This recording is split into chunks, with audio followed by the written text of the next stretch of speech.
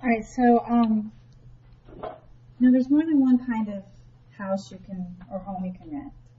Apartments are usually 4 or more connected together in a building. 2 is a duplex, 3 is a triplex. You can also rent houses. You can rent apartments that are attached to a house. So that would be like a self-contained unit that's attached to a house or behind a house, or like cottages, condos. But you can rent an apartment. If you're renting, you're the tenant. So the tenant is the person that has financial responsibility for the apartment or house or duplex or whatever. The landlord is the person that owns and or runs the property. Sometimes, especially if you're talking about an apartment, there may be a property management company that acts as your landlord, even though they don't own the property. So the landlord is either the owner or the person that is running the property. Furnished apartments come with furniture. The tenant is financially responsible for maintaining the condition of the furniture during the terms of their lease or the length of their lease. And then an unfurnished, of course, doesn't have any furniture. And you have to provide your own. Most apartments are unfurnished. There are very few furnished apartments. Sometimes, though, you can rent furnished houses and duplexes because people that own the house decide to rent it out and they just leave their stuff and they rent it with that. And then the lease is a contract. It is a legally binding contract that states the length of the rental period, how much the cost of the rental, like the monthly rent, deposits, things like that, any fees that you may incur, for example, for late rent or breaking the lease, and any other agreements which are made between the tenant and the landlord. Did you get records? No. Where'd you get that? You have correction. You have extra. Couldn't use like specifically for housing and stuff. No, you can have equity in other things. Yeah. Okay. Expiring. This is when the term of the lease has ended.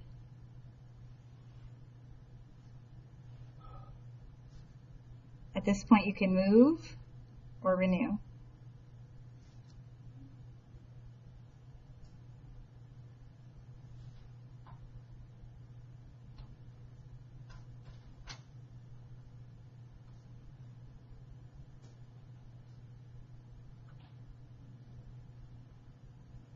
Okay. So when your lease expires, that's when the term of your lease is ended. Now, leases can be for any amount of time. The most common ones are 6 or 12 months.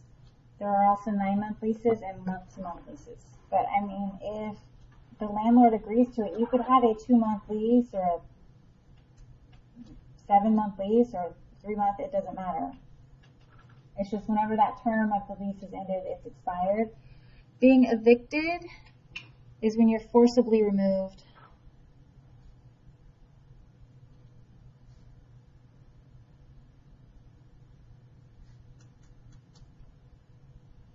And an official eviction is through a court action. Now, a landlord cannot evict you without taking you to court. They can ask you to leave and give you notice, but to be evicted, it is a court action. It is a legal decision, and typically if you're evicted, police become involved because they come and they eject you from the house. Reasons you could be evicted include non-payment of rent, damaging property, if you are getting in trouble with like the law, but it has to be legitimate. It can't be because the landlord was like, I just don't like them anymore. They can't evict you for that. There has to be like a legitimate reason for evicting you. Now, they can ask you to leave if they decide they don't like you anymore, but they can't force you to leave unless your term of your lease is up. Once the term of your lease is up, then they can tell you to get out and you have to go without being evicted. Evictions, because they are through court action, show up on your record. And not like as a criminal, but they make it very difficult to rent other places because you've been evicted. And so new places will look at that and go, oh, well, maybe you don't pay rent, or maybe you cause lots of damage, and we don't want you here. So you don't want those.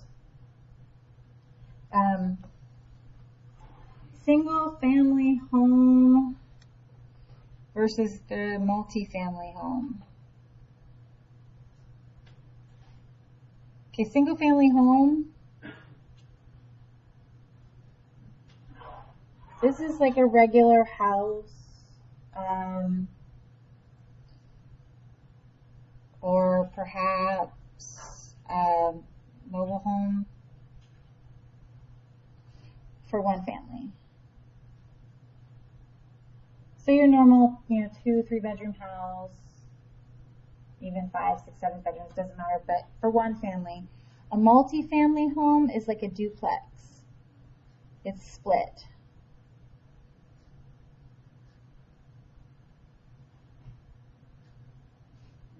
So a duplex or a triplex might be a multi-family home, and those are typically owned by an individual. So a person buys a duplex, it's a 2-family home, because there's 2 separate units, and then maybe they bought it to live in one half and rent out the other, or maybe they bought it because they want to live in one half and put their parents in the other half, or or something, yeah. So there's multiple reasons for that. But your typical house, like when you think a house, that's a single family home, no matter how big it is. Condominiums are like apartments.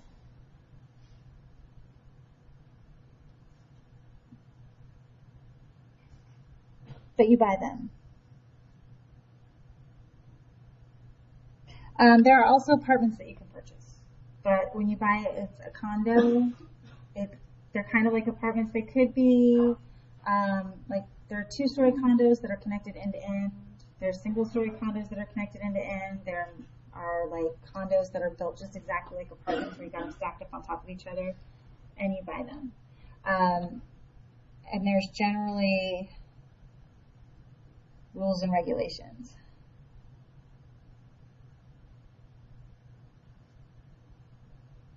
You don't have as much freedom with a condo as you do with your own house. Yeah, so there's a homeowners association, there's rules and regulations, there's different fees that have to be paid.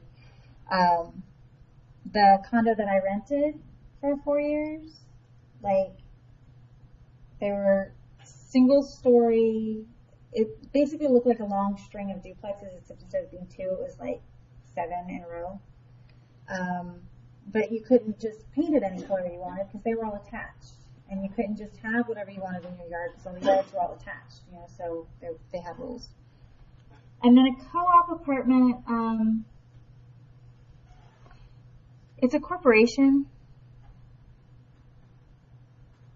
okay? And you own shares in the corporation and live in one of the units.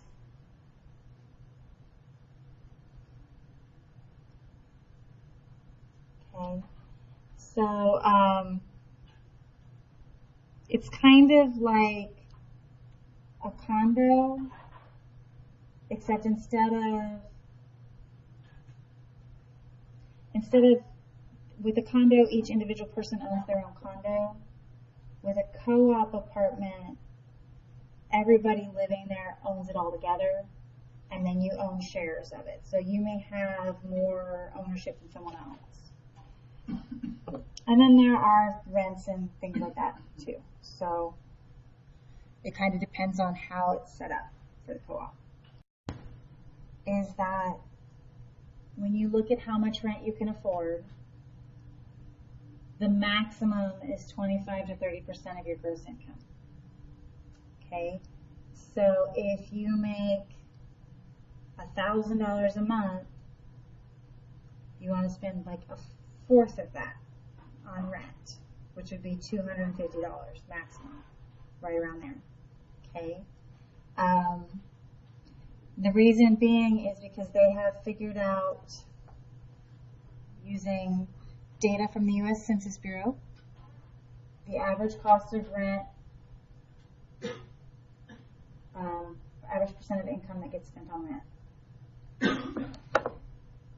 And then they factor in, you've got other expenses. It's not just rent. You've got electric, you've got other utilities, water, sewer, trash, phone, you've got food, you've got transportation, you've got, a whole bunch of other things to take into account. So if you're spending half or more of your income on rent, it doesn't allow enough money to take care of the other things. So you want to spend about a fourth. Okay.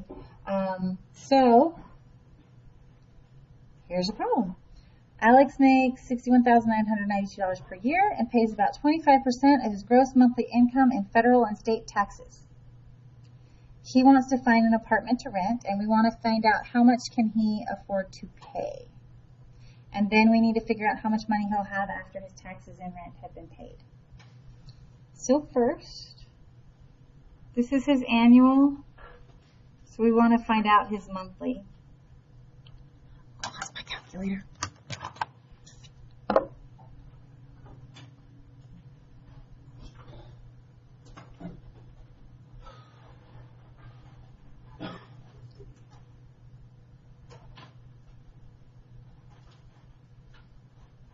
So he makes a little over $5,000 a month gross. Okay.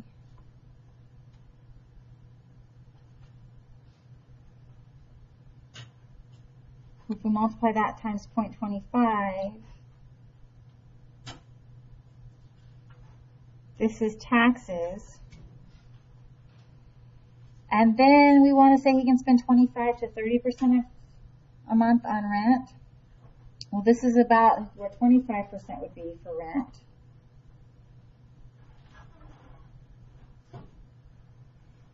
And we can figure out what 30% would be.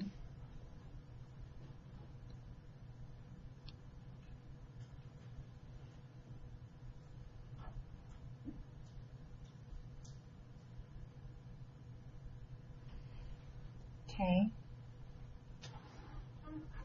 So we'll split the difference and call it somewhere in the middle and say that he should spend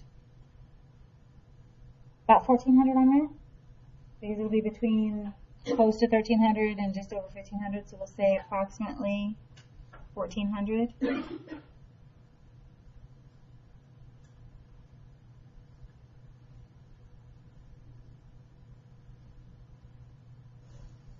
Okay, so if we take his monthly income and we subtract his taxes,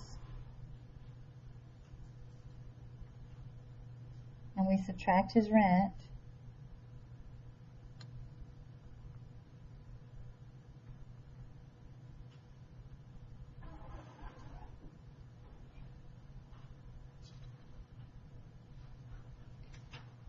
that's how much he would have left for his other expenses.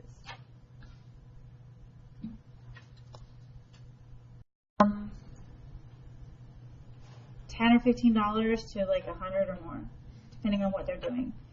The application fee will generally cover a credit check, possibly a background check, depending on where you're renting, and then the processing fee to process your application. Sometimes there's a separate application fee and credit report fee, so sometimes that's separate, so you have to pay two.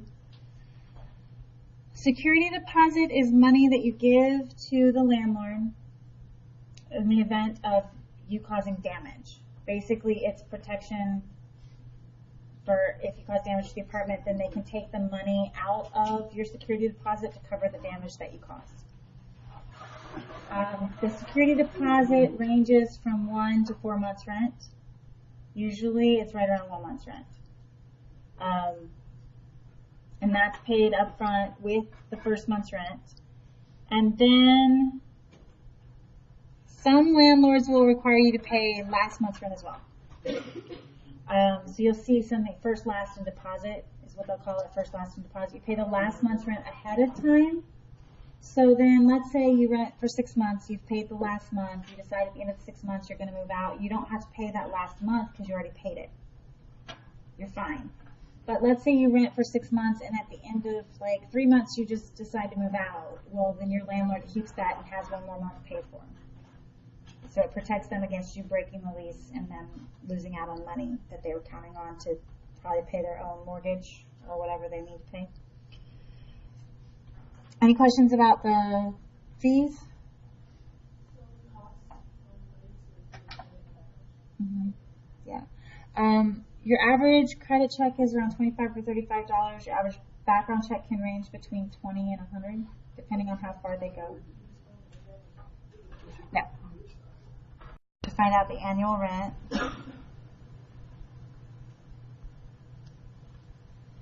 So this apartment is costing them $19,140 per year. Okay? And the broker is going to take 10% of that.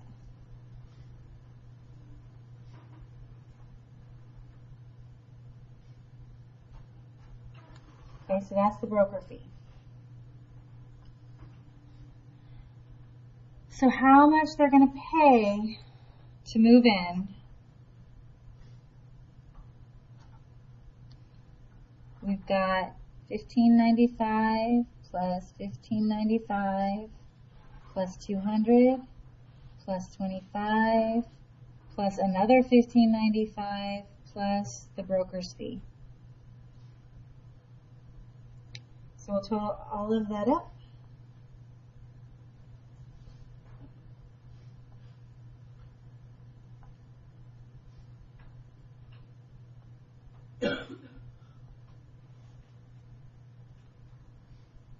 So to move into this apartment, they're going to have to pay $6,924 up front.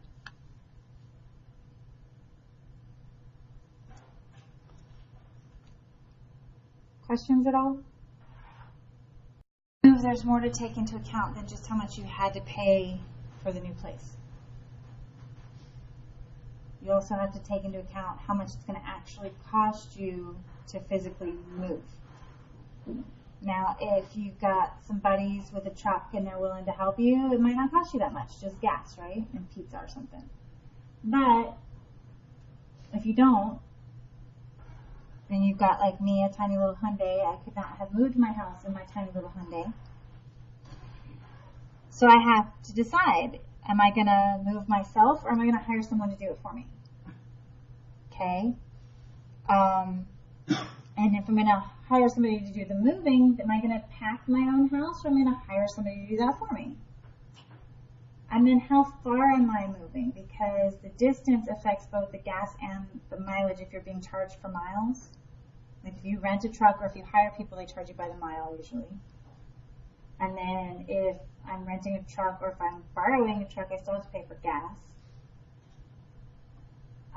And then if I'm just using, say, a pickup truck, am I going to have to make multiple trips in the pickup truck? How much is that going to cost me in gas? If I hire people, the money that I have to pay them depends on how far I'm moving. So distance, how long I'm hiring them for, or how long it takes them to do everything. They'll charge you a different rate if you move into a first floor apartment versus a third floor apartment. You know, there's a bunch of factors there. And then you have to rent a truck. You have to pay for the truck. And renting a truck, there's the rental fee, there's mileage, there's a deposit, which you will get back, but you have to give them the deposit up front, so you have to have that extra cash on hand to give it to them. You know, so there's a lot of things to take into account. Okay, so if he moves during the week, middle of the week, he can get the movers for 6 hours to load and unload, 5 hours to pack and unpack, like that's packing up his house, for $720. If he goes on the weekend, he can hire them for 4 hours to load and unload and 2 hours to pack and unpack for $400. Okay, so we're going to figure out what is their average hourly rate to see if the weekday rate might be cheaper. You have to make the decision based on that. So if we call loading and unloading X, and we'll call packing and unpacking Y. Okay. 5X plus 6X, sorry, I got that backwards. 6X plus 5Y is equal to $720 for the weekday. And for the weekend, we have 4X plus 2Y is equal to $400. Okay. So we want to figure out how many hours or how much do they charge for loading and unloading, and how much do they charge for packing and unpacking. So we're going to have to solve the system of equations. Anybody remember how to do them? You can also try to cancel out the y. Well, we can't cancel anything yet because I got a 6, a 4, and a 5, and a 2. So we have to decide, do we want to cancel out the x's first or the y's first? Just go for The x's? Okay, what's the smallest number that both 6 and 12 will go, or, I just answered the question. Smallest number 6 and 4 will go into? 2 and 3. Not that goes into them, that they go into, yeah, 12. So if I turn this into a positive 12, I can turn this into a negative 12, and then they'll cancel. So I'm going to multiply this whole thing by 2, and this whole thing by negative 3, which will give me 12x plus 10y is equal to,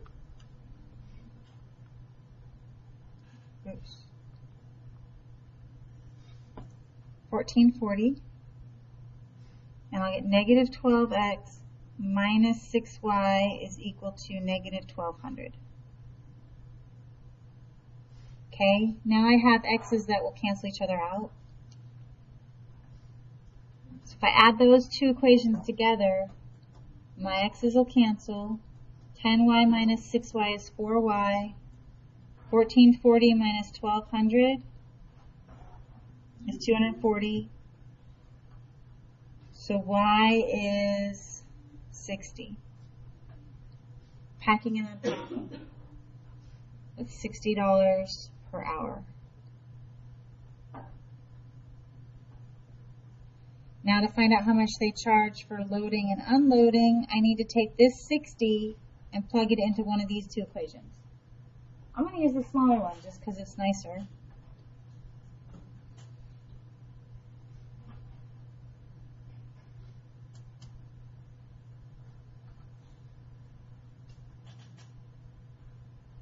Okay, so I plugged in the 60 for the y. 2 times 60 is 120. Subtract 120 from both sides.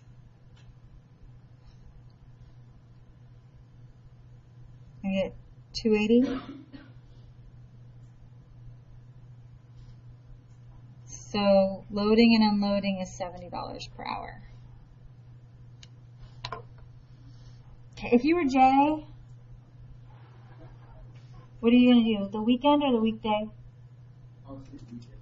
Weekend. Makes more sense, right?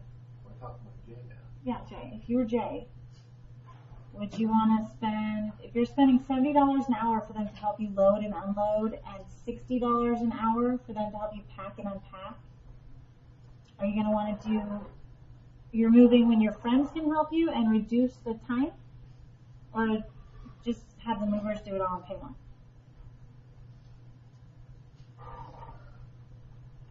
Anybody have an opinion? Get more. Get more